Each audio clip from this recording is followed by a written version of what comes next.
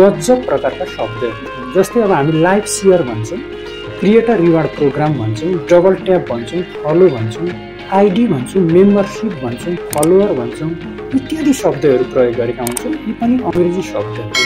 यसको नेपाली के रहेछ त? सम्पूर्णमा हार्दिक स्वागत छ। म दिग्दर्शनको आज पनि यस खोज अनुवाद युट्युब च्यानलमा यी शब्दहरू हामी अब दैनिक जीवनमा कति त हामीलाई यसको नेपालीकरण, नेपाली लेखा थाहा नहुन सक्छ र मैले पनि यसलाई समेट्ने सूक्ष्म प्रयास गर्दैछु। कृपया च्यानल रुचिकर लागेर हजुरलाई मन परेमा नवीन हुनुहुन्छ भने हजुरले सदस्यता पनि ग्रहण गर्न सक्नुहुन्छ। अब दैनिक हामी जीवनमा प्रायः अब टिकटकमा भनौँ live share, creator reward program, double tap, touch, होइन, फलोवर, आइडी, मेम्बरसिप इत्यादि शब्दहरू प्रयोग गरेका हुन्छौँ। के रहेछ है त यसको नेपाली? पूर्ण जानकारीको लागि हजुरले यस दृश्यलाई पूर्ण रूपमा नजर गर्नुहोला। जस्तै अब हामी लाइभ सेयर भन्छौँ, यो पनि अङ्ग्रेजी हो।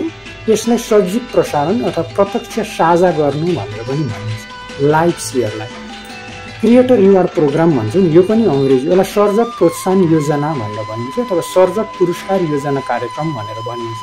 क्रिएटर रिवार्ड प्रोग्रामलाई, क्रिएटरलाई सर्जक भनेर भनिन्छ, रिवार्डलाई प्रोत्साहन तथा पुरस्कार भनेर भनिन्छ, प्रोग्रामलाई योजना तथा कार्यक्रम भनेर भनिन्छ। डबल ट्याप भन्छौँ, यसलाई 2 बार थिचाइ भनेर भनिन्छ। अब ट्याप गर्ने भन्छौँ डबल ट्याप, यसलाई 2 बार थिचाइ भनिन्छ।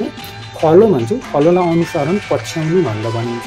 फलोवरलाई चाहिँ अनुयायी भनेर भनिन्छ। यस्तै गरी आइडी भन्छौँ, आइडीलाई पहिचान पत्र भनेर भनिन्छ। मेम्बरसिप भन्छौँ, यसलाई सदस्यता प्राप्त गर्नु भनेर भनिन्छ। यस्ता विभिन्न शब्दहरू छन्। म आगामी समयमा पनि बाँकी रहेका शब्दहरू पनि जोड्ने प्रयास गर्नेछु। कृपया च्यानलमा नवीन हुनुहुन्छ भने हजुरले सदस्यता ग्रहण गर्न सक्नुहुन्छ। सिकौँ अनि सिकाउँ, शब्द खोज्न जिज्ञासु बन्नु। भाषा हाम्रो जननी, सम्पूर्णको जय।